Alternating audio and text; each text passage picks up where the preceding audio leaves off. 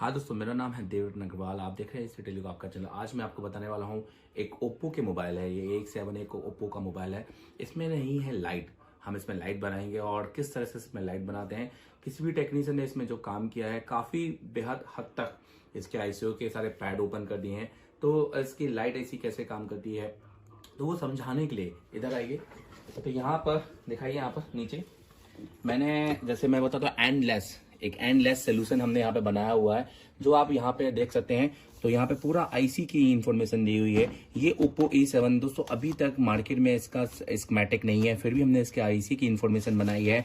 कौन सा पैड किसकी लाइन के साथ में क्या सप्लाई के साथ जुड़ा हुआ है, हमें कौन कौन सी प्रॉपर यहाँ पे लाइन देखने को मिलेगी। तो सारी चीज जो यहाँ पर आपको, और यहाँ पे प्लस मैं आपको स्कीमेटिक से भी आपको इसको एक्सप्लेन करने वाला हूँ। और ये चीज पूरा प्रैक्टिकल रहेगा जो आप यहाँ पे देखेंगे। और दोस्तों ये वीडियो पूरा लंबा होने वाला है क्योंकि एंडलेस सोल्यूशन है लाइट का, ओप्पो का। जनरली ये आईसियां आजकल के सबसे लेटेस्ट सेटों में आ रही है, जैसे रेडमी नोट 8 या उसके भी ऊपर। और अगर मैं बात करूं यहाँ पर ये जो आईसी है इसकी जानकारी हम अपनी क्लास में देते हैं। ऐसी बहुत सारी आईसीओ की जानकारी, डिटेलिंग पूरे डाटा सीट के साथ में, उसके पैडों की जानकारी, कौन सी सप्लाई क्या काम करती है। क्योंकि सिर्फ आईसी निकालना लगाना रिपेयरिंग नहीं होता है, रिपेयरिंग होता है फॉल्ट फाइंडिंग और उस फॉल्ट को बनाना। तो इस वीडियो को पूरा देखिए कि कैसे हमने ओप्पो की लाइट ऐसी बनाया। और ये वीडियो काफी लंबा है क्योंकि मैं बहुत सब कुछ एक एक पॉइंट टू पॉइंट बताऊंगा। कि बहुत सारे लोग बोलते हैं कि जो लाइट आईसी में जो कैपेसिटर होते हैं वो हम दूसरा लगाते हैं तो शॉर्ट हो जाता है सर्किट, या फिर हम जो बूस्ट कॉइल होता है हम चेंज करते हैं तो भी लाइट नहीं चलती है, पर जब somebody कोई और बूस्ट कॉइल चेंज कर देता है तो लाइट जल जाती है। तो ये बहुत सारी बात है, क्योंकि ऐसा क्यों। तो ये पूरा जानने के लिए ये जुड़े ना इस वीडियो के साथ में और टिल टू एंड देखिए, क्योंकि है एक light solution endless Acer telecom के साथ में, और यही चीज आपको क्लास में मिलेगी। तो अगर आप चाहते हैं कि और डिटेलिंग में जाए, क्योंकि दोस्तों इसमें मैंने बहुत सारी चीजें भी छोड़ी हुई हैं, पर इतनी डिटेलिंग अभी तक इंडिया में किसी भी वीडियो में आपको ये देखने को नहीं मिलेगा। ये आपको सिर्फ एसर टेलीकॉम में देखने को मिलेगा। और अभी इस वीडियो को लाइक जरूर कर दें और सब्सक्राइब करें इस चैनल को, और उसको शेयर करें अपने दोस्तों के साथ, क्योंकि मैंने शेयर किया आपके साथ, अब आप शेयर कीजिए अपने दोस्तों के साथ। और इस वीडियो को जितना हो सकता है वायरल कीजिए। तो ये देखते हैं, शुरू करते हैं लाइट सेक्शन। इंडिया का नंबर 1 इंस्टीट्यूट कौन सा है? इंडिया का नंबर 1 इंस्टीट्यूट कौन सा है? तो आइए यहाँ पर सबसे पहले मैं आपको मोबाइल दिखा देता हूँ, थोड़ा पास लाइए। देखिए ये मोबाइल है ओप्पो का। यहाँ पर मैंने बैटरी को चार्ज किया, हालांकि फुल चार्ज नहीं है बैटरी, पर आपको इतना है कि एक साउंड सा आएगा। और देखिए यहाँ पे मैंने चार्जर लगाया, अभी फुल चार्ज नहीं है। और जैसे ही मैं ये चार्जर ये जो मैंने यूएसबी केबल में इनपुट करूंगा, थोड़ा पास लाइए और ये साउंड सुनिएगा।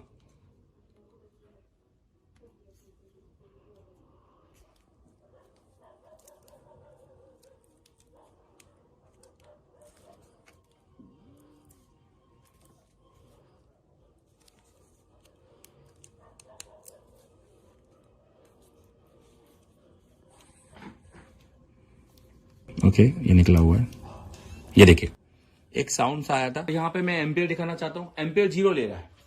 तो यहाँ पे आप देख सकते हैं, आप ये देख रहे होंगे कि देखिए साउंड आ रहा है, कहीं ना कहीं ये शायद लोगो पे जा रहा है, और उसके बाद भी एम्पियर 0 जा रहा है। मतलब कहीं ना कहीं कोई और एक फॉल्ट है इस मोबाइल में। तो ये मोबाइल में बेसिकली बैटरी अभी बहुत कम है। मैं बैटरी के वोल्टेज आपको दिखा देता हूँ, कितने बैटरी के वोल्टेज है। यहाँ पे देखिए हमने मल्टीमीटर को यहाँ पर 20 डीसी वोल्ट में यहाँ पे सेट किया हुआ है, जैसे आप यहाँ पे देख सकते हैं।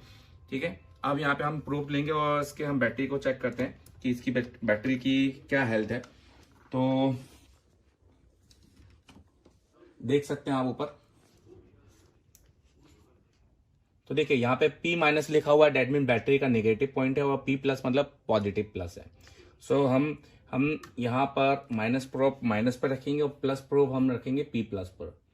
और यहाँ पे बैटरी के वोल्टेज दिखाते हैं, देखिए दिखाइए 3.3 वोल्टेज आपको दिखाई दे रहे होंगे, जो कि हालांकि कम है। और एटलीस्ट हमें 3.5 या 6 तो चाहिए रहते हैं, थोड़े बहुत चार्जिंग ले लेता है, माइनर चार्ज आ जाता है। बट 3.3 पर हाँ ऐसा तो है कि लोगो पर तो आ जाएगा, लोगो से रीस्टार्ट कर लेगा, हल्का सा चार्ज ले लेगा, इतना कर लेता है। तो यहाँ पर अभी हम इसका बनाते हैं। पहले मैं आपको दिखाता हूँ कि इसमें क्या क्या, जब मैंने इसको पहली बार खोला था। और ये किसका सेट है, ये हमारे एक स्टूडेंट का सेट है, और ये हमारे स्टूडेंट भी बना सकते हैं, पर मैंने खास तौर पे उससे लिया हुआ है क्योंकि हम अपने स्टूडेंट से सारे फोनों को हम जो भी लाते हैं वो रिपेयर करने के लिए हम उसको देखते हैं, और सारी चीजें हम उनको देखकर जब उसको डायग्नोस करते हैं तो कुछ एक ऐसे सेट जिसमें हम आपके लिए कुछ कर सके। तो मैंने उससे ले लिया ये सेट, मैंने बोला लाओ भाई ये सेट, तो हम अपने व्यूवर को दिखाएंगे कैसे बनाते हैं, क्या कर सकते हैं। अगर आपको हमारे स्टूडेंट का आउटपुट देखना है, उन्होंने भी ऐसी रेडमी नोट 8 का लाइट का बनाया था ये, और ये भी लाइव में। तो आप एशिया टेलीकॉम, ये देखिए यहाँ पर आपको नीचे लिंक मिलेगी, फेसबुक में जाइए एशिया टेलीकॉम सर्च कीजिए, फेसबुक में जाइए एशिया टेलीकॉम सर्च कीजिए, वहां पे आपको इतने वीडियो मिलेंगे लाइव। हम class each and every day हम लाइव वीडियो डालते हैं हमारी क्लास के। तो मैं रिव्यू की बात नहीं कर रहा, मैं लाइव वीडियो की बात कर रहा हूं यहाँ पर विद प्रैक्टिकल। तो चलिए अब मैं पीसीबी को निकालता हूं, और सबसे पहले मैं आपको दिखाता हूं कि पीसीबी में यहाँ पर क्या, देखिए यहाँ पे ऊपर आपको दिख रहा होगा, पीसीबी बिल्कुल भी खुली नहीं है ऊपर से, जैसे कि आप देख सकते हैं सारे जो आपके केन है सब लगे हुए हैं, सारी सील्ड आपकी कवर है, पीसीबी बिल्कुल भी खुली नहीं है। यहाँ पे मैं आपको दिखा सकता हूँ, ये देखिए आप बिल्कुल यहाँ पे देख रहे होंगे सारे कनेक्ट। अच्छा, सबसे पहले हमेशा ध्यान रखिएगा जब भी आप लाइट पर काम करें तो डिस्प्ले कनेक्टर्स को जरूर चेक कर लें, क्योंकि डिस्प्ले कनेक्टर से ही शुरुआत की है। क्योंकि देखिए हमारे पढ़ाने का अंदाज बहुत अलग है, हम बहुत सिस्टमैटिक तरीके से पढ़ाते हैं। हमने बकायदा पॉइंट टू पॉइंट, जिसके लिए स्टूडेंट को बहुत सरल हो जाता है। सबसे पहले आपको कनेक्टर पर देखना है कि भाई कोई पिन तो टूटी नहीं है, कनेक्टर पर देखना है कि कोई ट्रैक तो ओपन नहीं है, क्योंकि भाई वही मिल जाता है। सबसे पहले आप इसके कंपोनेंट का नॉलेज होना बहुत ज्यादा जरूरी है। अब मार्केट में वो वाली बात नहीं है, भूरे वाले कैपेसिटर्स हो गए, काले वाले रजिस्टर हो गए, और बड़े मोटे वाले जो ईंट जैसे दिखते हैं काले, वो हो गए आपके कॉइल। ऐसा नहीं है दोस्तों, अभी हमें उनके मान के हिसाब से काम करना है, क्योंकि अभी लेटेस्ट मोबाइल में अगर आप सही मान के कंपोनेंट नहीं लगाएंगे तो आपका यहाँ पर आउटपुट नहीं निकलेगा। तो यहाँ पे आपको जैसे कि बताया, देखिए हमारा कनेक्टर्स बिल्कुल सही है, कनेक्टर पे हमारे कोई भी दिक्कत नहीं है। और यहाँ पे थोड़ी सी डस्ट है, ये मैं दिखा देता हूँ, ये देखिए हल्की सी यहाँ पे डस्ट है। ओके, ये साफ हो जाएगी।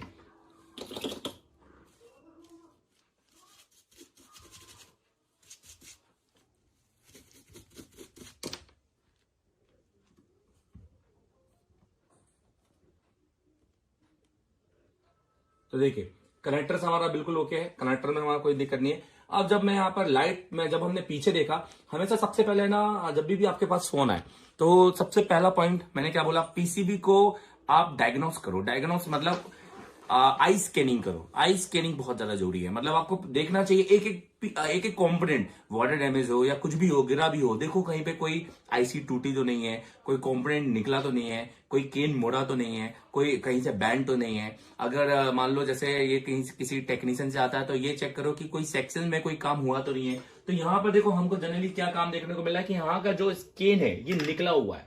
आप देखिए, मतलब ये कहीं ना कोई बंदे ने काम किया है। और अगर मैं यहाँ पे बात करूं, सबसे पहले मैंने यहाँ पे जज किया कि यहाँ पे आईसी कौन सी लगी है, तो यहाँ पे लगी हुई है कॉलकम की PMI 632।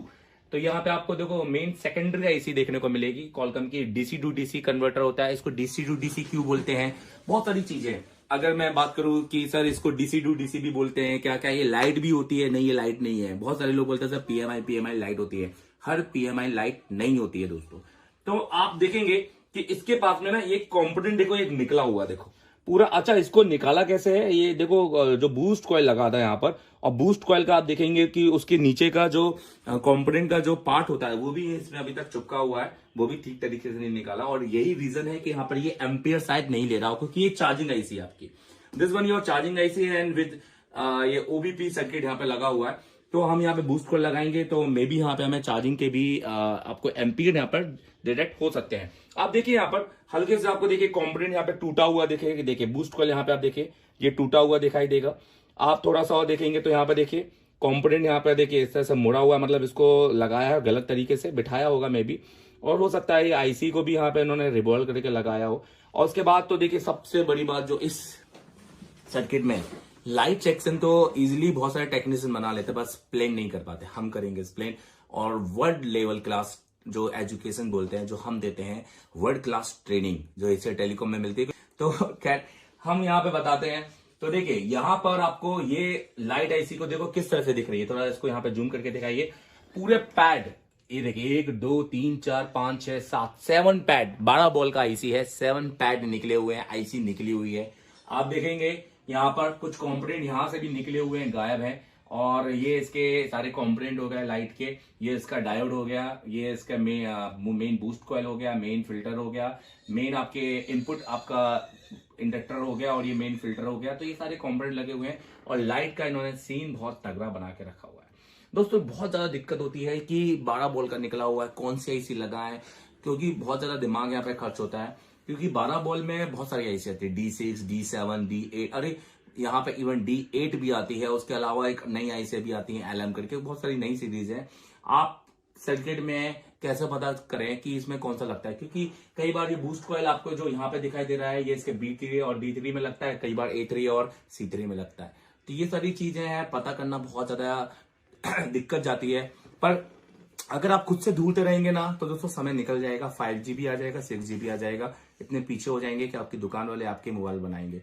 तो पीछे बिल्कुल मत होइए। सबसे पहले मैं आपको बताता हूँ मैं क्यों ये बार बार कहता हूँ, क्योंकि मैंने बहुत सारे लोग, जब नए स्टूडेंट आते हैं ना, जब हम पहली बार उनसे पूछते हैं कि भाई यहाँ पे कौन टेक्नीशियन है और कौन फ्रेशर है, तो जब फ्रेशर की बात करते हैं कोई हाथ नहीं उठाता, और जब टेक्नीशियन की बात करते हैं सर मैं 8 साल का टेक्नीशियन, मैं 6 साल का टेक्नीशियन, सर मैं 12 साल का टेक्नीशियन, और जब 4 क्लास भी पढ़ते हैं ना तो समझ में आ रहा सर हम तो जीरो हैं, ये तो हमने लाइफ में नहीं देखी इतनी चीज, हम पता नहीं क्या कर रहे थे।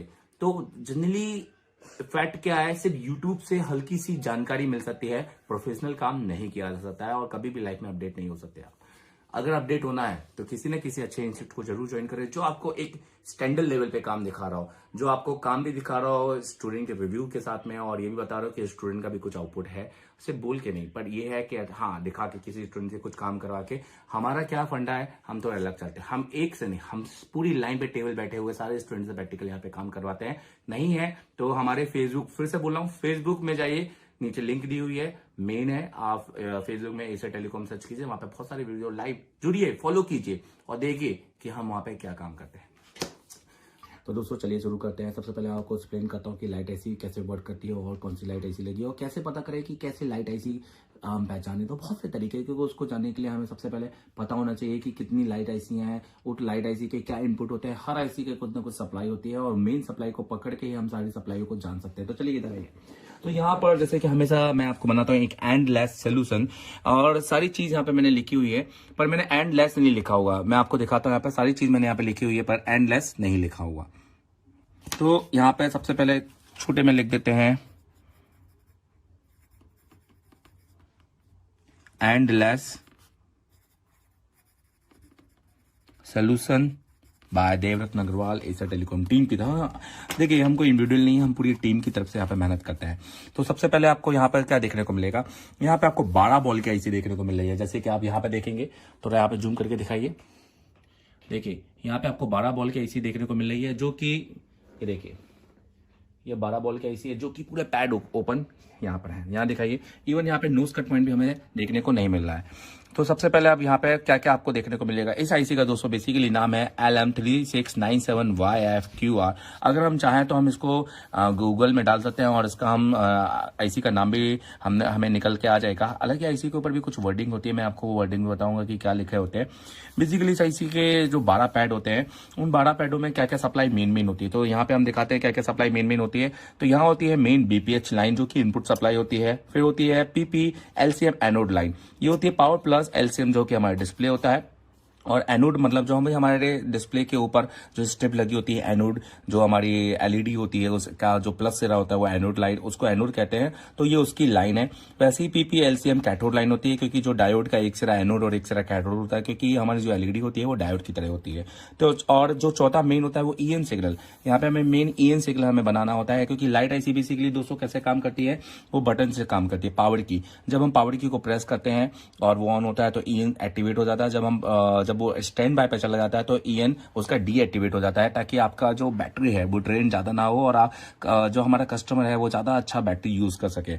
और अगर हम बात करेंगे तो यहाँ पे है I2C सप्लाई लाइन, जो कि I2C एक कमांड लाइन है। दोस्तों I2C क्या होता है, SPI क्या होता है, बहुत सारी डिटेलिंग हम क्लास में करते हैं, फिर भी यहाँ पे मैं आपको I2C जितना हो सकता है हद तक समझाऊंगा। इसको हम IICB लाइन कहते हैं, और इस लाइन को हम जरूरी नहीं है कि DSO से चेक करके पता कर सकते हैं। इस लाइन को बिना DSO से बहुत आसानी से चेक किया जा सकता है, क्योंकि बहुत सारे लोग क्या होते हैं कि DSO डीएसओ के आपको यहाँ पे दिखा देंगे किसी दुकान पे लगा के भैया हम डीएसओ से पढ़ाते हैं, हम ये करते हैं, पर आपने लाइफ में डीएसओ नहीं परचेस करोगे, क्योंकि दोस्तों के साथ बता दो डीएसओ का कोई काम ही नहीं है। अभी की डेट में स्टूडेंट एक यूएफआई खरीद ले, एक माइक्रोस्कोप खरीद ले, एक अच्छे कॉम्पोनेंट, एक अच्छे टूल्स वगैरह और अच्छे बैकअप जो सपोर्ट होता है जैसे स्कीमेटिक टूल्स, ये सब खरीद ले, यही बहुत होता है।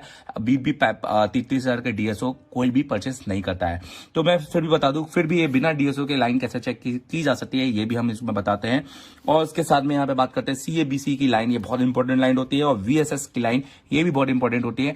तो जैसे कि यहाँ पे बताया कि एक लाइन यहाँ पे मैं बस स्किप कर रहा हूँ, वो इसलिए क्योंकि ये क्लास में आके आप सीखेंगे तो आपके लिए बेस्ट होगा। हालांकि इसके भी ये वीडियो देखने के बाद बहुत सारे लोग होशियारी में नए अपने वीडियो बना देंगे, हमको कोई दिक्कत नहीं है। जितना ज्ञान हमारी तरफ से आपको मिल सकता है हम उतना देंगे, और जितना हमको देखकर और बाकी लोग दे देंगे आपको उतना भी फायदा। तो सारी चीजें आपको यहाँ पे मिलनी ही चाहिए, और ये भी आपको पता चलेगा कि भैया इस इंस्टीट्यूट का क्या आपको सपोर्ट रहेगा, क्या पढ़ा पाएंगे कि नहीं पढ़ा पाएंगे, क्योंकि हमारे तो 500 के ऊपर वीडियो डाले हुए हैं, और हमने स्टूडेंट के काम करते हुए वीडियो डाले हैं, इसलिए हमने अपने भी डालते हैं और स्टूडेंट के काम करते हुए वीडियो भी हम डालते हैं।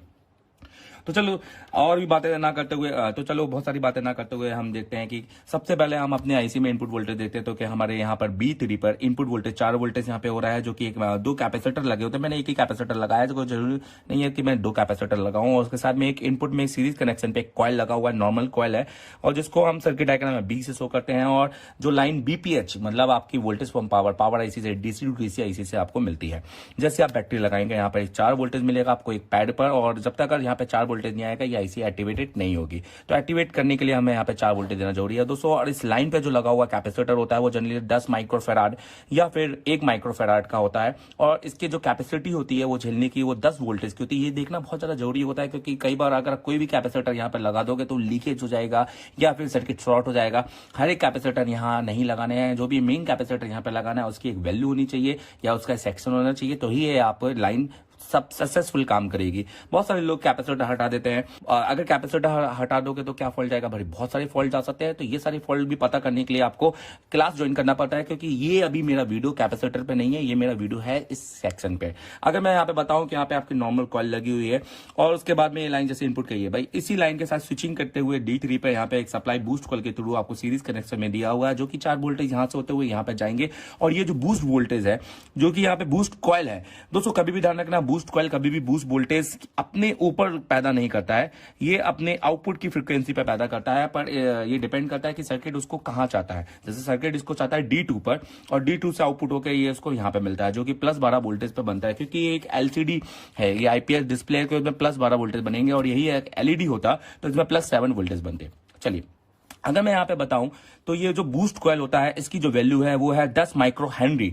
आप जैसे कि यहाँ पे सर्किट में भी देख लेंगे, आप जैसे कि यहाँ पे सर्किट में भी देख लेंगे, और देखने के बाद आपको दिखाई देगा यहाँ पर आपको जनरली जो सीरीज में जो बूस्ट कॉइल होते हैं वो 10 माइक्रो हेनरी के होते हैं। यहाँ पर भी लोग क्या करते हैं दोस्तों, किसी भी सेक्शन से बूस्ट कॉइल उठा देते हैं, और कम वैल्यू के जनरली 5, 6 या जितने भी 2, 3 या जितने भी 0.0 हेनरी के अगर यहाँ पे बूस्ट कॉइल लगाएंगे तो बूस्ट कॉइल वर्क नहीं करेगा। आपको यहाँ पर इतनी वैल्यू का यहाँ पे बूस्ट कॉइल देना पड़ेगा। तो ये भी बड़ी बात है कि इसका कैसे निकालें, क्या निकालें, कुछ भी यूट्यूब में आपको नहीं मिलेगा। और बहुत सारे माइनर मैं आपको बताऊं 90% इंस्टीट्यूट तो ये इतना जानते भी नहीं है कि इसको कैसे निकालें। तो आपको समझदार हो सारा काफी है भाई, अच्छे से सीखना है तो एक बार, क्योंकि हमारे यहाँ तो एक बार का पैसा नहीं है, हमारे यहाँ लाइफ टाइम का पैसा है दोस्तों। हम सिर्फ यहाँ पे बोलते नहीं है, चिल्लाते नहीं है कि लाइफ टाइम हम, और हमारा लाइफ हम कभी भी नहीं बोलेंगे कि व्हाट्सएप से सपोर्ट लो, हम टेलीग्राम से सपोर्ट लो। हम तो बोलते हैं कि भैया सीधा सीधा है, अगर आपको कुछ प्रॉब्लम जा रही है तो सीधा टिकट कटाओ और हमारे इंस्टीट्यूट आ जाओ, बिल्कुल फ्री, एनी टाइम कोई सी भी क्लास आप अटेंड कर सकते हो। तो दोस्तों यहाँ पे सीधा से बात है, मतलब हमारे एक हालांकि प्रोटोकॉल है, हमने टाइम लिमिट बांध के रखी हुई है, और जो भी सेट आपके जो दिक्कत जा रहे हैं आप बोला के यहाँ पे फिर से बना सकते हो। तो ये सारी जो फैसिलिटी है इंडिया में सिर्फ हम दे रहे हैं, क्योंकि हम एक बार नहीं दे रहे हैं, हम 2 बार नहीं दे रहे हैं, हम जितना है आप 10 साल बाद भी आओगे बोलोगे सर मुझे जो भी फॉल्ट आ रहे हैं, ये जो सेक्शन है मुझे इसमें दिक्कत जा रही है, तो वही सेक्शन आपको हम रिपीट करा देंगे। और बहुत अच्छी बात क्या है कि हम अपने स्टूडेंट को ऑफर भी देते हैं। वो ऑफर इस तरह से होता है कि जो स्टूडेंट हमारे यहाँ सबसे बेस्ट होते हैं, और जो वीक स्टूडेंट होते हैं, जो अच्छा करके जाते हैं, जो मेहनत करके जाते हैं, अच्छे से डायग्राम बना के जाते हैं, और हमें लगता है कि मेहनत कर रहे हैं, हम उनको बहुत सारे और यहाँ पे गिफ्ट भी देते हैं। और वो गिफ्ट ये होता है कि कभी भी हमारे पास लाइफ टाइम कभी भी आए, उनका रहना खाना हम अपनी तरफ से फ्री करते हैं। दोस्तों ये क्यों, उनको मोटिवेट करने के लिए बाकी स्टूडेंट को कि यार मेरे को भी ये गिफ्ट चाहिए, ताकि वो मेहनत कर सके। चलिए ठीक है। तो यहाँ पर आप देखेंगे कि जैसे मुझे B3 पर जैसे मुझे B3 पे इनपुट वोल्टेज मिल जाएगा, ये स्विचिंग होकर T3 पे चला जाएगा बूस्ट कॉइल के थ्रू। कैपेसिटर और बूस्ट कॉइल का वोल्टेज जो मान है वो बिल्कुल प्योर होना चाहिए। जो मतलब कैपेसिटर और बूस्ट कॉइल का जो मान है बिल्कुल फिक्स होना चाहिए। वो मान का वेरिएबल नहीं होना चाहिए, मान कम ज्यादा नहीं होना चाहिए, कम मान का या ज्यादा मान का नहीं लगा होना चाहिए, क्योंकि इसके कारण लाइन में कुछ ना कुछ फॉल्ट आएगा। बहुत सारे फॉल्ट आ सकते हैं, मैं फॉल्ट भी आपको बताऊंगा। उसके बाद में जैसे ही सर्किट में स्विचिंग होती है, यहाँ पर सबसे पहले बता देता हूँ D3 से स्विचिंग होकर ये डायोड के प्लस सिरे से, जो कि एनोड सिरे से होते हुए डायोड के माइनस से, जो कि डायोड सीरीज कनेक्शन में लगा होता है, जो कि आप यहाँ पे मैं आपको दिखाऊंगा कि वो डायोड कहाँ लगा हुआ है। क्योंकि डायोड के माइनस सिरे से होते हुए यहाँ पे मेन कैपेसिटर फिल्टर कैपेसिटर से लगकर ये आपके डिस्प्ले कनेक्टर पर जाती है, जो लाइन बनाती है पीपी मतलब पावर प्लस एलसीएम एनोड की लाइन, जो कि सीरीज में एक 0 ओम्स के रजिस्टर के साथ में या फिल्टर के साथ में जनरली ये डिस्प्ले कनेक्टर के आसपास आपको देखने को मिलता है। दोस्तों मैं आपको बताऊं कि ये जो कैपेसिटर लगा होता है, बहुत सारे लोग बोलते हैं सर हम एक कैपेसिटर निकाल देते हैं हमारी लाइट चली जाती है, फिर हम दूसरा कैपेसिटर लगाते हैं फिर लाइट नहीं आती है और हमारा सर्किट भी शॉर्ट हो जाता है। तो ये सारी चीजें जानने के लिए आपको बहुत ज्यादा इंपॉर्टेंट पता होना चाहिए। बहुत से लोग बोलते हैं सर लाइट में ही कैपेसिटर लगता है। बढ़िया, मेरे कहीं का भी लगा लो कैपेसिटर, सिर्फ लाइट का निकालने की जरूरत नहीं है, पर कैपेसिटर का मान पता होना चाहिए और ये मान मैं आपको इस वीडियो में बता देता हूं। चलो कोई दिक्कत नहीं है, लाइक जरूर कर देना। तो ये कैपेसिटर जनरली 120 पिकोफैराड या 1 माइक्रोफैराड के कैपेसिटर, पर इसकी जो वोल्टेज झेलने की क्षमता है वो 50 वोल्ट तक होनी चाहिए। क्योंकि अगर आप ये 10 वोल्ट के लगा दोगे और यहाँ पे प्लस 12 वोल्ट बनेंगे, तो दोस्तों बता दो इस सर्किट में क्या होगा। क्योंकि जैसे ही यहाँ से बूस्ट वोल्टेज की फ्रीक्वेंसी बनेगी और ये यहाँ से निकलते हुए यहाँ पर जाएगा, और जैसे ही यहाँ पे आपके प्लस 12 वोल्टेज यहाँ पे आएंगे और जैसे ही कैपेसिटर को कि 10 वोल्टेज झेल सकता है और आपने यहाँ लगा दिया तो भैया ये सर्किट हो जाएगा बूम। सो जनरली हमारे जितने भी मोबाइल फोन में कैपेसिटर लगे होते हैं वो 6.3 वोल्टेज को झेल सकते हैं, पर आपको 50 वोल्टेज झेलने वाला कैपेसिटर जो कि 120 पिकोफैराड या 1 माइक्रोफैराड के लगभग आपको लगाना है, जो कि लाइन डायरेक्ट जाती है और इसी लाइन के डायोड के कैथोड पर आपको आउटपुट वोल्टेज मिलता है जो कि D2 से मिलता है। पर वो कैसे मिलेगा, उसको मिलने के लिए आपको चाहिए EN सिग्नल, जो कि इस के A3 पे आता है, जो कि CPU से आता है और जिसमें पैरेलल या सीरीज में आपको रजिस्टर मिल सकता है। उसकी वैल्यू कोई सी भी हो सकती है, तो वो आपको रजिस्टर यहाँ पे देखने को मिल सकता है। इस लाइन को कमांड कर रहे हैं I2C लाइन, जो कि CPU से कमांड कर रहे हैं। ये एक बस सीरियल डिजिटल डाटा सप्लाई है जो कि एक कम्युनिकेट कर रही है मास्टर टू स्लेव। सो इसमें 2 सप्लाईयां होती है। जो मेन सप्लाई है वो SDA सीरियल डाटा और सीरियल क्लॉक ये निर्धारित करी है कि जो इसकी सप्लाई है वो किस टाइमिंग, मतलब उसकी टाइमिंग को निर्धारित करी है कि भाई इसकी सप्लाई इसको कब तक मिल रही है और कब तक मिल जानी चाहिए। तो इसके लिए इन्होंने क्लॉक यहाँ पे डाला हुआ है, जिसके कारण ये सिंक्रोनाइज सिस्टम बन चुका है। अगर ये नहीं होता तो ये असिंक्रोनाइज होता, जैसे JTAG होता है और उसके अलावा RST है जिसकी लाइन में जाते हैं। अभी जितनी भी लाइनें होती हैं वो सब सिंक्रोनाइज होती है, जैसे I2C और जो नए प्रोटोकॉल बन गए जैसे SPI, क्योंकि उसमें क्लॉक लाइन जुड़ गई है। ये इसकी यहाँ पे फ्रिक्वेंसी आपको DSO में देखने को मिलेगी, पर मैं जैसे कि बोलता हूँ उसको जरूरत नहीं है दोस्तों। अब उसके बाद बात करते हैं यहाँ पर A1 पर दोस्तों ये CABC की लाइन है और इसको बोलते हैं कंटेंट एडिटिव ब्राइटनेस कंट्रोल, जो कि मेन ये लाइन जाती है आपकी, देखिए यहाँ पर होते हुए आपकी कनेक्टर पर जाती है, कनेक्टर के थ्रू ये जाती है डिस्प्ले पर, क्योंकि ब्राइटनेस को कंट्रोल करती है और यही लाइन पावर के साथ जुड़ी होती है। क्योंकि ब्राइटनेस को कंट्रोल करने के लिए पावर का अप डाउन जो वेरिएशन होता है वोल्टेज का, वो पावर के साथ करती है और ये डायरेक्ट कनेक्ट होती है आपके डिस्प्ले कनेक्टर में, जो कि IC को ये IC ही इसको कंट्रोल करती है। इसलिए IC को जुड़ा होना डिस्प्ले कनेक्टर से भी जुड़ा होना जरूरी है और पावर IC से भी जुड़ा होना जरूरी है, और दोनों को शॉर्ट ना करे, इसलिए हाई वैल्यू के यहाँ पर रेजिस्टेंस बीच में दिए हुए हैं। दोस्तों यहाँ पर आप देखेंगे कि क्योंकि हमारे दोस्तों यहाँ पे आप देखेंगे क्योंकि डिस्प्ले में एक एनोड होता है तो दूसरा कैथोड होता है, तो कैथोड की लाइन पे यहाँ पे बनाया हुआ है B1 और C1, 2 K1 और K2 यहाँ पे लाइन दी है, जिसे LED 1 और LED -2, तो यहाँ पे लाइन दी हुई है। इसको PP LCM कैथोड 1 कैथोड 2 कह सकते हैं। इस लाइन अगर मान लो एक लाइन कट गई है तो हाफ डिस्प्ले आ जाएगा, दोनों लाइन कट गई है तो आपको कोई भी यहाँ पर डिस्प्ले देखने को नहीं मिलेगा। और उसके साथ में यहाँ पे एक पैड को यहाँ पे NC किया गया है और यहाँ पे C2 और C3 को यहाँ पर इसमें यहाँ पर ग्राउंड किया गया है। तो दोस्तों ये हो गया आपका सर्किट 12 वोल्ट का। आई होप कि आपको समझ में आया होगा। और यहाँ पे I2C लाइन को वोल्टेज देने के लिए 1.8 वोल्टेज के साथ पुल अप रजिस्टर के साथ में पावर IC के साथ आपको वोल्टेज दिए गए हैं 1.8 वोल्टेज का। अगर ये रजिस्टर भी निकल गया तो यहाँ पर आपको I2C की जो सप्लाई है वो वोल्टेज वो GR तो मिलेगा, आपको रेजिस्टेंस तो देखने को मिलेगा, पर आपको वोल्टेज देखने को नहीं मिलेगा। और अगर मान लीजिए ये लाइन यहाँ से कट गई है तो यहाँ पर जो आपको रेजिस्टेंस देखने को मिलेगा वो जनरली 400 ओम से वो आपका 480 ओम्स के बीच में होना चाहिए, और जनरली 450 से 480 ओम्स के होना चाहिए। और अगर ये 500, 550 या 600 ओम्स के ऊपर रहा तो इसका मतलब ये I2C लाइन कट गई है। जो भी इसको रेजिस्टेंस मिल रहा है वो पावर IC से मिल रहा है। तो दोस्तों ये तो रहा आपका इसका सर्किट आपका लाइट IC का, जिसमें मैंने मेन लाइन बताई है। ये है BPH, जिसमें 4 वोल्टेज की लाइन मिलनी चाहिए। एनोड ऑफ मोबाइल में 4 वोल्टेज और ऑन कंडीशन में ये आपको मिलनी चाहिए प्लस 12 वोल्टेज।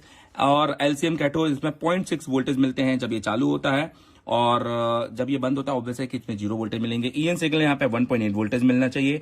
I2C लाइन है 1.8 वोल्टेज मिलना चाहिए। CABC की लाइन है, ये अपने ब्राइटनेस के हिसाब से वोल्टेज को अप डाउन करती है। और एक VSS लाइन है जिसको हम बोलते हैं ग्राउंड लाइन। सो ये हमारी IC और इसकी डिटेलिंग अब हमने यहाँ पे की हुई है। सेम चीज हम आपको क्लास में पूरा स्कीमेटिक रीड करते हुए आपको सिखाते हैं यहाँ पर। तो यहाँ पर क्योंकि मैंने यहाँ पे इसको रीड कर दिया है, क्योंकि स्कीमेटिक के अंदर हमको पढ़ना बहुत ज्यादा जरूरी है और सारी चीजें हमको पता होना बहुत ज्यादा जरूरी है। सो यहाँ पर दोस्तों कैसा लगा आपको ये थ्योरी वर्क आपने समझ में आया होगा। आई होप इसको डाउनलोड जरूर कीजिएगा और डाउनलोड करके 10 बार 20 बार आप देख लेंगे और अगर आपने ये चित्र बना लिया तो मेरे भाई सीख जाओगे।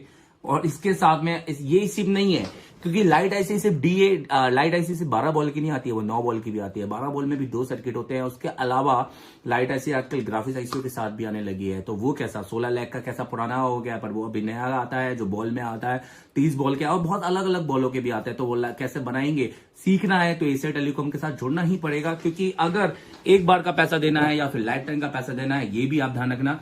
अगर आप सोचेंगे कि मैं दुकान वाला हूं, मेरे पास टाइम नहीं है, तो मेरे भाई ये काम छोड़ दो। ये प्रोफेशनल काम है, ये आप लोगों के लिए बिल्कुल भी नहीं है। तो चलिए यहाँ पर मैं आपको दिखाता हूँ यहाँ पे क्या सीन है। तो यहाँ पर देखिए क्या क्या मैंने जज किया। तो यहाँ पर ये आपको 12 बॉल का IC दिख रहा होगा। तो सबसे पहले कौन से पैड निकले हुए हैं उन पैडों की जानकारी यहाँ पे देते हैं। आइए यहाँ पर, तो देखिए हमने अपने मल्टीमीटर को यहाँ पर किया हुआ है डायोड मोड पे। देखिए तो ये हमारा डायोड प्लस बीप दोनों मोड है, यहाँ पे आपको देखने को मिलेगा। तो ये डायोड और प्लस बीप बजर दोनों मोड है। तो अब देखिए यहाँ पर हमारे कौन कौन से पैड उख रहे हैं। तो सबसे पहले हम यहाँ पे अपने ग्राउंड पता करते हैं, क्योंकि इस IC में नोज कट पॉइंट तो है नहीं है। तो हमारा ग्राउंड कौन सा है, तो हमने यहाँ पर किया कोल्ड टेस्टिंग। ये देखिए एटलीस्ट जितना है हम उसमें चेक करते हैं। ये देखिए तो ये 2 हमारे ग्राउंड जा रहे हैं। तो जैसे कि मैंने बताया यहाँ दिखाइए, यहाँ पर हमारे जो ग्राउंड आ रहे हैं वो C2 और C3 आ रहा है। तो यहाँ पे दिखाइए, तो इसका मतलब ये है ये C2 और ये C3 होगा। तो ये D हो जाएगा, ये B और ये A। सो ये बेसिकली C2 हो गया, तो ये C1 हो जाएगा, तो ये A1। तो ये A1 B, सो ये A1 ये B1 ये C2 और ये A1 B1 C1 और ये D1। तो चलिए देखते हैं। अगर हम बात करें A1, सो देखिए A1 की लाइन हमारी है CABC की लाइन, जो कि हमारी यहाँ पर जा रही है। यहाँ दिखाइए, तो यहाँ पर ये A1 की लाइन हमारी देखिए उखरी हुई है। यहाँ पे हम करेंगे माइक्रो जंप रिंग, और बेसिकली ये लाइन यहाँ पे जा रही है। तो इसके साथ इसकी कंटिन्यूटी हम देखते हैं। यहाँ पर कंटिन्यूटी हालांकि नहीं आएगी दोस्तों, तो हमको यहां से होते हुए दिखाता हूं मैं आपको। देखिए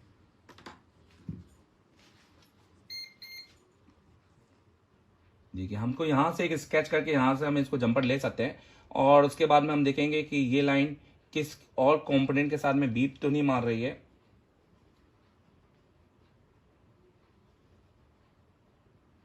देखिए ये जो कैपेसिटर लगा था ये बिल्कुल नकली लगा हुआ था यहाँ पर, और ये निकल गया है।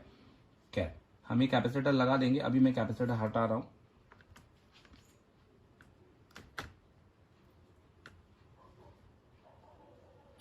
तो अब यहां की बात करते हैं। ये देखिए 2 यहाँ पे जो पैड आपको दिख रहे हैं, ये देखिए एक ये वाला, देखिए दिखाता हूं मैं आपको।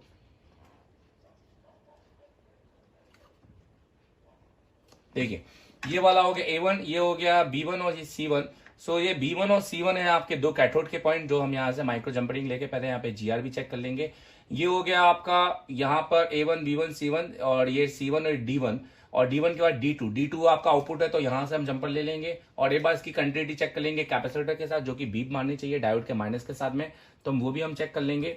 और मैं आपको दिखाता हूं यहाँ पर, और ये हो गया हमारा आपका A2 और B2। तो यहाँ पे दिखाइए, देखिए A2 और B2 क्या है, ये हमारी I2C की लाइन है। तो यहाँ पे हम एक बार GR चेक करते हैं। जैसे कि मैंने बोला रेजिस्टेंस आना चाहिए 400 से 480 के बीच में। दिखाइए यहाँ पर, देखिए यहाँ पे हमने मल्टीमीटर को डायोड मोड पे लिया है। अब यहाँ पे हम रजिस्टर चेक करेंगे। तो ये देखिए 467 रेजिस्टेंस, दूसरे का भी सेम 471। तो यहाँ पर ये इसलिए आ रहा है दोस्तों क्योंकि यहाँ पर पैड में ना आपको देखिए छोटे छोटे पॉइंट देखने को मिलेंगे। ये पैड पूरे नहीं उखरे, ये इससे भी यहाँ पे काम हो जाएगा। अगर हम इसमें आईसी लगाएं तो यहाँ से इसका ये वर्क ले लेगा, क्योंकि जैसे ही यहाँ पर इसका आईसी का रंगा टच करेगा ये यहाँ पे आ जाएगा। तो यहाँ पे माइक्रो जंपर करने की जरूरत नहीं है। हम एक माइक्रो जंपर यहाँ करेंगे, एक यहाँ करेंगे, एक यहाँ करेंगे, एक यहाँ करेंगे, ये एक एनसी है और बाद में आईसी लगा देंगे। अब आईसी कहाँ से लगाएंगे तो मैं आपको दिखा देता हूँ। ये है Redmi Note 8 का बोर्ड और Redmi Note 8 में ये देखिए ये आईसी लगी हुई है, ये देखिए। तो ये L के इसकी फोटो का स्क्रीनशॉट जरूर ले लेना, और इसकी स्क्रीनशॉट लेने के बाद में, क्योंकि आपको कभी भी अगर ऐसा हुआ कि सर्टिफिकेट में यही मिला तो ये आईसी का आपको खरीदने में आसानी जाएगी।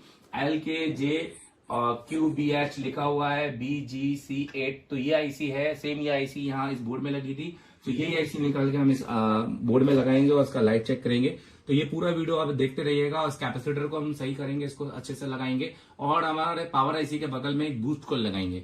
तो ये सारी चीजें हम इसको यहाँ पर लगाएंगे और देखेंगे बेसिकली जो हमारा फोन है वो हमारा लाइट आ रहा है कि नहीं आ रहा है और प्रॉपर तरीके से सही होता है कि नहीं होता है। तो इस वीडियो को पूरा जरूर देखिएगा। Thank you very much. तो चलिए स्टार्ट करते हैं वीडियो। सारे सेक्शंस मैंने ऑलमोस्ट आपको समझा दिए हैं, कैसे सप्लाई काम करती है और कैसे बेसिकली इस आईसी को इनपुट वोल्टेज मिलता है। तो सारी चीजें हम बेसिक यहाँ पे देखेंगे।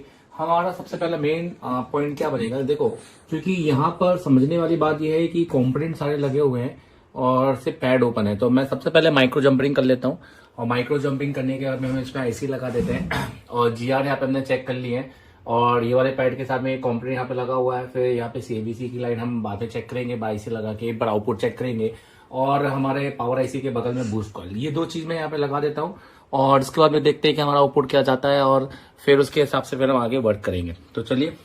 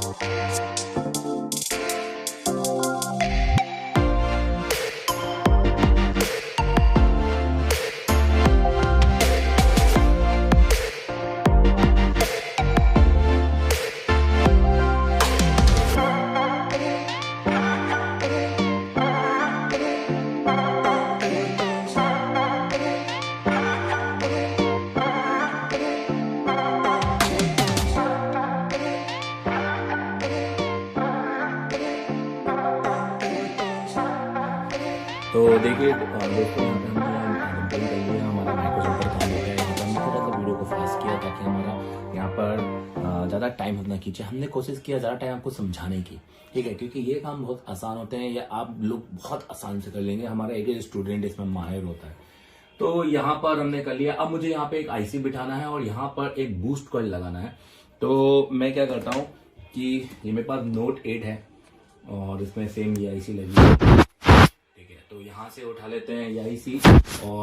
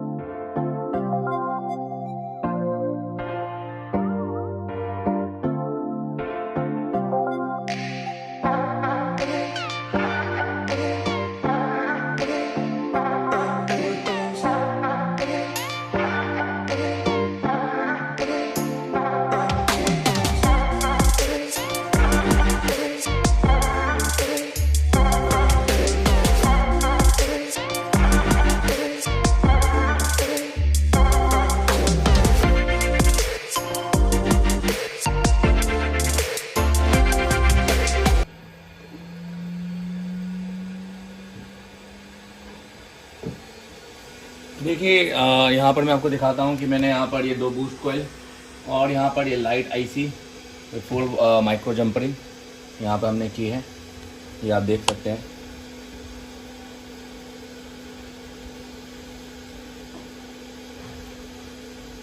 यहाँ पे हमारा काम पूरा हो चुका है और देखिए हमने क्या क्या यहाँ पे काम किया। एक यहाँ पे छोटा सा मैंने और जंपर लगाया है, जैसे कि आप देखते हैं जंपर को मैं आपको समझा दूंगा। और यहाँ पे 4 माइक्रो जंपर लगाए हैं, तो एक जंपर CABC का और एक हमारा कैथोड 1 कैथोड 2 और एक हमारा आउटपुट का यहाँ पे हमने 4 माइक्रो जंपर लगाए हैं। और उसके बाद हमने यहाँ पे बूस्ट कॉइल भी यहाँ पे हमने रख दिया। तो ये बेसिकली पूरा हमने काम कर दिया है। ये बेसिकली जंपर हमें क्यों लगाना पड़ा, क्योंकि जब मैंने यहाँ पे वोल्टेज चेक किए थे तो हमारे यहाँ पे बूस्ट कॉइल पे 4 वोल्टेज नहीं आ रहे थे, केवल हमारी कॉइल पे आ रहे थे, क्योंकि कॉइल और हमारी बूस्ट कॉइल के बीच में जो ट्रैकेट थी वो भी यहाँ पे कट गई थी। यहाँ पे दिखाते हैं, देखिए दोस्तों यहाँ पे आइए, तो यहाँ पर हम आपको दिखा रहे हैं कि यहाँ पर ये जो हमारा कॉइल लगा हुआ है, यहाँ पर इस कॉइल से हमारा इस कैपेसिटर के बीच में मैंने जंपर लगाया है, क्योंकि कॉइल से BPH लाइन 4 वोल्टेज की होकर इस कैपेसिटर से आपके इन पे जा रही है। तो ये मुझे यहाँ पर इस कैपेसिटर पे या बूस्ट कॉइल पे यहाँ पे कोई भी वोल्टेज नहीं मिल रहा था, इसलिए मैंने यहाँ से यहाँ पे जंपर डाल दिया था। यहाँ पे आप देख सकते हैं, तो ये जंपर हमने लगा दिया है। तो चलिए अब इस मोबाइल को ऑन करके मैं आपको दिखाता हूँ। यहाँ पे आइए, आना चाहिए। तो देखिए अब इस मोबाइल को ऑन करते हैं। साथ में देखिए यहाँ दिखाइए एम्पियर मीटर में दिखाइए ऊपर। और यहाँ पे भी मैं आपको दिखाता हूँ कि पहले हमारे मोबाइल में कोई भी एम्पियर नहीं ले रहा था, और ये देखते हैं कि इस बार कोई एम्पियर ले रहा है कि नहीं ले रहा है, क्योंकि एक हमने बूस्ट कॉइल भी लगाया है उसके साथ में, तो वो चार्जिंग के आउटपुट में लगा हो, तो इस वजह से वो यहाँ पर अब एम्पियर भी लेगा। चलिए तो इसको एक बार लगाते हैं। और दोस्तों ये डायरेक्ट हमारे स्टूडेंट का मोबाइल है और बिल्कुल भी नहीं पता कि डिस्प्ले में क्या फॉल्ट है या क्या नहीं है। जो भी है सीधा लेके चालू करते हैं, क्योंकि जब ये मोबाइल आया था तो सिर्फ चार्जर लगाने पे वाइब्रेट कर रहा था। चलिए ये लग गया है। अब ये हमारा नीचे की B2B केबल, ये हमारा आपका ग्राफिक्स केबल, और ये हमारा बैटरी, ये लगा दिया। अब सबसे पहले यहाँ पे ध्यान यहाँ पे दिखाइए, और जैसे मैंने यहाँ पे लगाता हूँ देखिए, और यहाँ देख सकते हैं आप, यहाँ पे हमारी लाइट आ गई है और ये ग्राफिक्स हमें आ रहा है, क्योंकि डिस्प्ले यहाँ पे खराब है, इस वजह से यहाँ पे ये आ रहा है, ये डिस्प्ले आ रहा है कि क्रैक है। तो डिस्प्ले चेंज होगा तो यहाँ पे आपको ग्राफिक्स दिखाई दे जाएगा। साथ में आप यहाँ पे चार्जिंग का एम्पियर देख सकते हैं कि यहाँ पे आपको चार्जिंग का एम्पियर भी दिखाई दे रहा है, जो कि 1.18 मतलब 1 एम्पियर के ऊपर ले रहा है, जो कि चार्ज के मोड पे हो गया है। अब देखिए जैसे मैं यहाँ पे बटन दबाता हूँ, यहाँ से ये ऑन भी होगा, पर यहाँ पे ऑन होगा, पर उसका जो ग्राफिक्स है बेसिकली वो थोड़ा डिस्प्ले टूटा होने की वजह से यहाँ पर नहीं आ रहा है। पर यहाँ हमारा काम हो चुका है। अगर मैं यहाँ पर देखिए, बैटरी बिल्कुल बहुत कम है, और यही रीजन देखिए यहाँ पे हमने किया ऑन, और देखिए यहाँ पे ये ऑन हो चुका है, लाइट हमारी यहाँ पे आ चुकी है, और जो भी हमने माइक्रो जंपिंग की थी और जो हमने IC लगाई थी वो सक्सेसफुल डन हो चुकी है। और इस तरीके से क्योंकि ये स्टूडेंट का मोबाइल था, हो सकता है कि स्टूडेंट के बाद में जो उसके दुकान या किसी दुकानदार से आया तो ये मोबाइल का डिस्प्ले ब्रेक हो गया हो, पर क्यों कि उसको नहीं पता चला, क्योंकि ये मोबाइल में चार्जर लगाने पे ये वाइब्रेट कर रहा था, और जब ये पावर की दबा रहा था तो ये ऑन हो रहा था, पर ये डिस्प्ले ब्लैंक कर रहा था, क्योंकि इसमें लाइट की IC किसी ने निकाली थी और 4 पैड निकाल दिए थे, उसके साथ में भी काफी ट्रैकें निकली हुई थी, और इवन यहाँ पे भी पावर PMI का बूस्ट कॉइल भी निकला हुआ था। तो दोस्तों इस वीडियो में आपने बहुत कुछ सीखने को मिला है। अगर अच्छा लगे तो वाकई में कमेंट करके बताइए कि क्या क्या आपने सीखा, और पॉइंट टू पॉइंट बताइए, क्योंकि मुझे पता चलेगा कि आपने नया नया क्या सीखा है और क्या क्या नया सीख सकते हैं और क्या सीखना चाहते हैं। ऐसे कुछ नए वीडियो एंडलेस हम आपको बताएंगे। दोस्तों एक बात ध्यान रखना, ये पूरा की पूरा एंडलेस वीडियो है, क्योंकि मैंने आपको पूरा स्कीमेटिक समझाया है, कौन सी लाइन पे इनपुट आता है, कौन सी लाइन पे BPH लाइन का किस पे आता है, LCM एनोड लाइन किस पे आती है, कैथोड लाइन किस पे जाती है, EN सिग्नल किस पे आता है। अगर आपने ये वीडियो स्किप किया है तो ये आपकी गलती है। तो पूरा वीडियो अच्छे से और एक एक पॉइंट टू पॉइंट देखिएगा, और क्योंकि मैं जो भी बोलता हूं कहीं ना कहीं बीच में बहुत अच्छे टॉपिक की बात करता हूं, और इसलिए पूरा सुनिएगा, और हो सकता है आप मिस ना करें। अगर ये वीडियो अच्छा लगे तो लाइक और सब्सक्राइब जरूर कर देना। अगर पढ़ने आना है तो ज्वाइन करो एसर टेलीकॉम, क्योंकि यहाँ हम आपसे रिव्यू नहीं लेते, यहाँ हम आपको प्रैक्टिकल आपको हैंड में काम करवा के देंगे, आपको मजा आएगा, ब्लैक पेस्टेड का डर खत्म कर देंगे आपका। और MMC की बात करें, UEFI या JTEC की प्रोग्रामिंग की बात करें, वो आपका डर खत्म कर देंगे। और इसके अलावा दोस्तों सर्किट डायग्राम आपके लिए इतना इजी कर देंगे कि फॉल्ट फाइंडिंग आपके लिए बहुत आसान हो जाएगा। तो जुड़े रहे एसर टेलीकॉम से। Thank you very much. India का नंबर 1 इंस्टीट्यूट कौन है? गुड।